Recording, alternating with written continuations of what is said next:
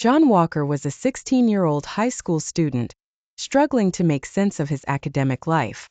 Overwhelmed by the pressure of exams, assignments, and the ever-increasing expectations from his parents and teachers, John felt a deep sense of frustration and helplessness. The harder he tried to focus and study, the more difficult it became. Every test paper seemed like an insurmountable mountain, and each red mark only deepened his sense of failure. One rainy afternoon, feeling utterly defeated, John wandered into the school library.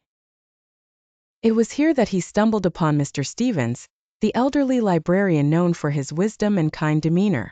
Observing John's downtrodden expression, Mr. Stevens invited him to sit down and listen to a story.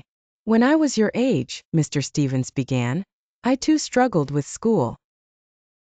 I thought I would never amount to anything. But then something changed." He paused, allowing John to lean in with curiosity. "One day, I met a retired professor who introduced me to the concept of self-efficacy, the belief in one's ability to succeed in specific situations or accomplish a task. Transformed my entire approach to learning. Instead of seeing obstacles, I began to see challenges that I could overcome." Intrigued, John asked more about this concept and how he could develop self-efficacy. Mr. Stevens handed him a book on the topic and suggested he read it whenever he felt overwhelmed. John took the advice to heart. That evening, he began reading and found himself captivated by the stories of individuals who had overcome great odds.